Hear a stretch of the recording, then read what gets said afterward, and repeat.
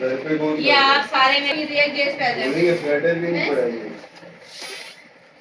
मैंने पढ़ाई नहीं है, बोलो आगे बोलो। फ्रंट एंड यूज होता है ना, फ्रंट एंड यूज होता है ना। फ्रंट एंड में वहाँ देखे क्लास हमारा जो पूरा ये सेमेस्टर है ना, ये मर्न स्टैक है। मर्न स्टैक में सबसे पहले हमने डेटाबेस के लिए मोंगोडीबी पढ़ा। इसमें सबसे बेसिक जो इंसर्ट डिलीट होता है ना, वही आता है पूरे प्रोजेक्ट में।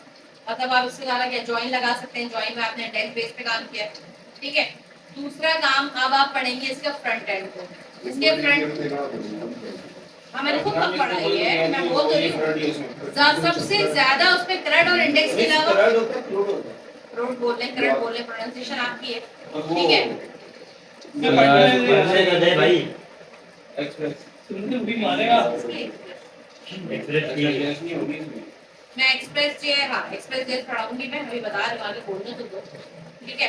अच्छा बेसिकली मोंगो में सबसे ज्यादा जो इस्तेमाल होता है, देखिए जब आपने एसक्यूएल सर्वर पढ़ा था तो उसमें मैंने आपको ट्रिगर पढ़ाया था, स्कीमा पढ़ाया था, इंडेक्स पढ़ाया था, स्टोर प्रोसीजर पढ़ाया था, ईच एंड एवरीथिंग जितने डेटाबेस के अंदर हो सकता है सब पढ़ाया था, ठीक है।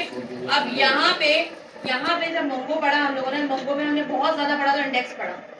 ज्वाइन लगाने के बाद हमने एक चीज पढ़ी, वो है इंडेक्स, पर इसके अलावा तो हमने कुछ भी नहीं पढ़ा, ठीक है। क्योंकि मेरी नजर में जितना भी सेमेस्टर का प्रोजेक्ट मैंने बनवाया है, इससे ज्यादा कोई मोंगो का काम आया ही नहीं है। सारा काम ही फ्रंट एंड से होता है। और मेरे हिसाब से जब आप डेटाबेस 2 बार पढ़ चुके हैं तो आपको चीजें समझ आनी चाहिए कि अगर स्कीमा या इंडेक्स से कुछ बनाए हम तो मोंगो में कैसे बनेगा। सेम उसी तरह फायर बेस में कितनी चीजें सीखी थी आपने, प्रोजेक्ट बन गया था ना, रेडी सीखा था ना नॉर्मल, ठीक है। तो अब जो भी काम मोंगो के साथ कनेक्टिविटी होगी एटलास की, वो होगी फ्रंट एंड के साथ।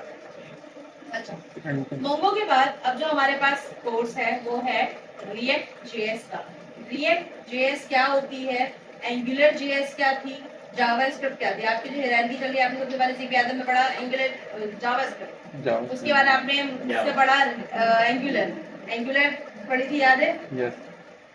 एंगुलर में हमने एमवीसी बेस काम किया था, कंपोनेंट्स बनाए थे, फायर बेस से कनेक्टिविटी कराई थी। और उसके बाद अब हम आगे जावास्क्रिप्ट के एक और बड़े भाई की तरफ, उसका नाम है रिएक्ट जेएस। रिएक्ट जेएस इस्तेमाल होती है फ्रंट एंड के लिए। आपको याद होगा जब एंगुलर पढ़ रहे थे तो मुर्तजा से बहुत सा सवाल किया था कि मिस फ्रंट एंड डेवलपमेंट और फ्रंट एंड डिजाइनिंग में क्या फर्क है। ये फ्रंट एंड डेवलपमेंट में आता है, एंगुलर जेएस और रिएक्ट जेएस दोनों। एंगुलर जेएस और रिएक्ट जेएस दोनों फ्रंट एंड डेवलपमेंट में आता है। जो फ्रंट एंड डिजाइनिंग होती है वो एचटीएमएल सीएसएस जावास्क्रिप्ट तक होता है। जावास्क्रिप्ट भी समहाउ हम उसको लेते हैं डायनामिक, लेकिन वो वहीं पे डिजाइनिंग खत्म हो जाती है। फ्रंट बैकएंड का इससे कोई वास्ता नहीं है। आप एंगुलर जेएस पे फायरबेस लगा रहे हैं, एंगुलर जेएस पे डॉटनेट का एसक्यूएल सर्वर लगा रहे हैं, उसको कोई फर्क नहीं पड़ता। आप एंगुलर को एमवीसी के साथ भी कनेक्ट करवा सकते हैं। आप एंगुलर को आराम से एमवीसी के साथ कनेक्ट करवा सकते हैं, ठीक है। फ्रंट एंड आपने एंगुलर भी ले लिया, बैक एंड एमवीसी का पूरा एसक्यूएल बना लिया। मार्केट में ये काम हो रहा है। अब मैं आती हूँ रिएक्ट जेएस की तरफ। तो रिएक्ट जेएस में और नॉर्मल फ्रंट एंड में क्या डिफरेंस है जावास्क्रिप्ट में। आपने जावास्क्रिप्ट पढ़ी, अभी एंगुलर बिल्कुल स्किप कर दो। एंगुलर वही है जो हमने पहले बोला था कि फ्रंट एंड डिजाइनिंग में मैंने सिंध पुलिस की वेबसाइट खोल के दिखाई थी, अगर आपको याद हो तो। सिंध पुलिस की वेबसाइट में मैंने बोला था देखो स्लाइडर कितने देर में लोड हो रहा है। फिर मैंने आपको एक प्राइम मिनिस्टर वाला खोल के दिखाया था, मैंने कहा देखो कितनी जबरदस्त तरीके से हो रही है, क्योंकि वो फ्रंट एंड डेवलपमेंट हुई भी थी उसमें। रिएक्ट जेएस जावास्क्रिप्ट लगी हुई थी। अब जावास्क्रिप्ट इतनी मॉडिफाई नहीं थी, तो जावास्क्रिप्ट की मॉडिफिकेशन के लिए एंगुलर जेएस आई। तो रिएक्ट जेएस और एंगुलर जेएस में क्या फर्क है और इतनी हाइप क्यों है। एंगुलर जेएस थोड़ी सी मुश्किल है क्योंकि वो एमवीसी बेस्ड है, याद है, मॉडल व्यू कंट्रोलर था उसका। रिएक्ट जेएस में ना मॉडल व्यू कंट्रोलर का कोई हिसाब ही नहीं होता, तो ये आसान होती है। इसकी इतनी हाइप क्यों है, क्योंकि गूगल की है। फ्लटर की इतनी हाइप क्यों है, क्योंकि गूगल का है। तो गूगल वाले क्या करते हैं, रिएक्ट जेएस रिएक्ट, अभी आप सिंध गवर्नर हाउस जाए या कहीं भी जाए, हर बंदा रिएक्ट जेएस का कोर्स करवा रहा है। मॉन stack, React JS, Node, Next, Nest, हर कोई, हर बंदा। एक्सप्रेस अच्छी रही तो मैं नेक्स्ट पढ़ा दूंगी 2 क्लास में। जब एक बच्चे को एक्सप्रेस आ जाती है तो वो नेक्स्ट भी कर लेता है, उसी का समझो थोड़ा सा एडवांस है। अब जो मेरे पास बची हुई चीज है वो है रिएक्ट जेएस। कहाँ से आई, जावास्क्रिप्ट से। जावास्क्रिप्ट हमें सब जावास्क्रिप्ट काम तो करते थे, तो रिएक्ट जेएस और एंगुलर की जरूरत नहीं पड़ी। एंगुलर एमवीसी बेस्ड काम करता है, थोड़ा सिक्योर है लेकिन कॉम्प्लिकेटेड है। एंगुलर आप लोगों ने पढ़ी है, कंपोनेंट्स बनाए, कंपोनेंट्स में डाटा फैच करवाया, पूरा याद है, नैव बार, साइड बार और फ्रंट पे तुम लोग तो नहीं थे, ये लोग थे। अब हम आ जाते हैं रिएक्ट जेएस। रिएक्ट जेएस की आसानी क्या है, एक तो एमवीसी बेस नहीं है, ठीक है। इसके ना दो चीजें होती है, एक होता है ना, मैंने कहा मैं जावास्क्रिप्ट और रिएक्ट जेएस जावास्क्रिप्ट का समझो बड़ा भाई है, एडवांस बड़ा भाई है, ठीक है। इसमें ये होता है कि आप अगर किसी से कहते हैं कि मुझे हलीम बनानी है, मुझे हलीम बना के दो, ठीक है। एक आपके पास शेफ है, उसने हलीम निकाल देती है, ये लो खा लो, ये है रिएक्ट जेएस। और एक हलीम बना के दो, उसमें हलीम बता रहा है भाई इसमें गंदम डलेगी, इसमें मसाला डलेगा, इसमें बनेगा, और उसके बाद उसको बोलो, उसको बनाओ, उसको घोंटो, उसके बाद मुझे ला के दो। That is called JavaScript. JavaScript में आपको एक एक चीजें बतानी पड़ती है, कांस्टेंट वेरिएबल है, ये है, फलाना है। आप रिएक्ट जेएस को क्या करते हो, मुझे ये डिव चाहिए, अब रिएक्ट जेएस बना के दे वो डिव, कोडिंग आप खुद करेंगे, लेकिन आप क्या करेंगे उसमें डिव बनाएंगे, यानी कि डू एंड डायरेक्ट वाला काम होता है। तो दो चीजें हो गई, जावास्क्रिप्ट को लाइन बाय लाइन कोड बताना होता है, और जो रिएक्ट जेएस होता है उसको लाइन बाय लाइन आपको कोड नहीं बताना पड़ता, सिर्फ रिटर्न में जाके आप क्या करते हैं, चीजें लेते हैं। इसमें मैंने लिख के रखा था, एक को कहते हैं डिक्लेरेटिव और एक को कहते हैं इंपेरेटिव। इंपेरेटिव का मतलब एक चीज को डिटेल में बताओ जावास्क्रिप्ट को। मैंने कहा मुझे वैलिडेशन लगानी है, वो कह रहा है पहले वेरिएबल इनिशियलाइज करो, फिर उसको वेरिएबल दो, फिर फलाना करो, फिर ढमकाना करो, फिर रिटर्न करो, फिर ला दो मुझे। एक डिक्लेरेटिव होता है, इंपेरेटिव होता है, ठीक है। डिक्लेरेटिव क्या बोलता है, डॉम में किस जगह ये लगा हुआ है, इस जगह पे जाके लगाएं आप उसको। डिक्लेरेटिव जो होता है रिएक्ट जेएस होता है, आपके एप्लीकेशन में रिटर्न ही करा देगा वो डिव, कहानी खत्म। अभी जब हम काम करेंगे तो आपको बताऊंगी।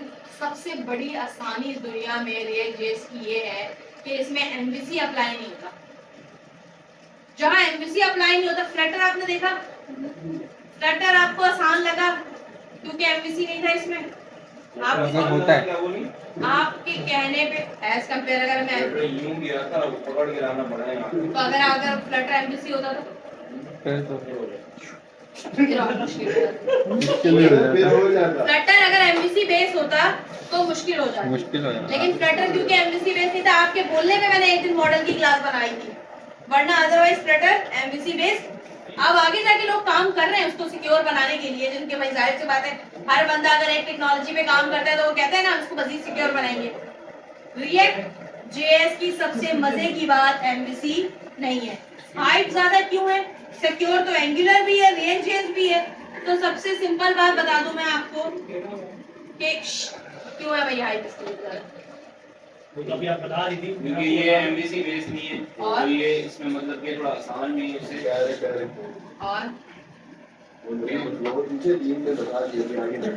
सबसे सिंपल आसान है कि गूगल है, गूगल अपने वाले को हाइप करवा के रखता है, वरना काम आप एंगुलर में भी कर सकते हैं। मर्ज स्टैक की बहुत ज्यादा हाइप है, जावास्क्रिप्ट में, जावास्क्रिप्ट आप पढ़ो जावास्क्रिप्ट दिल करके, ठीक है।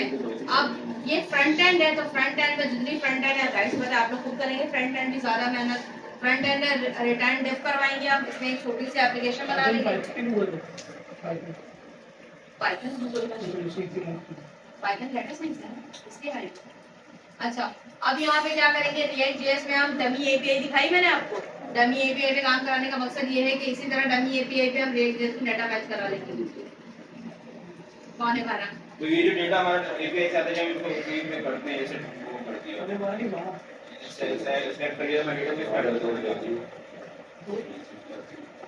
दूसरी बात, जब रिएक्ट जेएस हमारी खत्म हो जाएगी 6 से 6 सेशन में, ठीक है। डिजाइनिंग तो माशाल्लाह सबकी बहुत अच्छी है। जब रिएक्ट जेएस खत्म हो जाएगी तो उसके बाद हमारे पास, हाँ 6 से 7 रिएक्ट जेएस जब हमारी खत्म हो जाएगी तो हम देखेंगे एक्सप्रेस जेएस। अच्छा, इसका पूरा सिनेरियो मैं आपको बता दूं। एक्सप्रेस जेएस बैकएंड की पूरी एपीआई बनाएगा। अब जो हम डेवलपमेंट सीख रहे हैं वो एडवांस डेवलपमेंट है। आपने इससे पहले वो लगी के फकीर वाली डेवलपमेंट सीख ली, पीएचपी को डेटाबेस से कनेक्टिविटी कराई, डाटा आ गया, फलाना आ गया। हर सेमेस्टर के बाद यही बात सुनते, पिछला एविंग का अभी सुन पिछला बेसिक था, अब इसकी ज्यादा एडवांस चीजें पढ़ रहे हैं।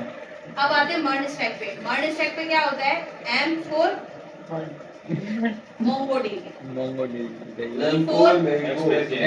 एक्सप्रेस जेएस और R4 रिएक्ट जेएस और क्या N for Node.js। N4 Node.js, ठीक है।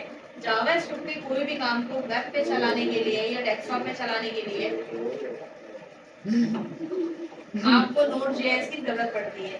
Node.js वैसा सर्वर है जैसे अपाची होती है आपके लिए, ठीक है। Node.js बिल्कुल उस तरह का सर्वर है जैसे आपके लिए अपाची PHP के तरह। अब यहाँ पे Express.js जब हम पढ़ेंगे ना, तो फ्रंट एंड तो डिजाइनिंग के लिए इस्तेमाल होगा React.js, बैक एंड Express.js होगा जिसके अंदर सिर्फ API बनेगी और वो API के साथ डेटाबेस फैच होगा।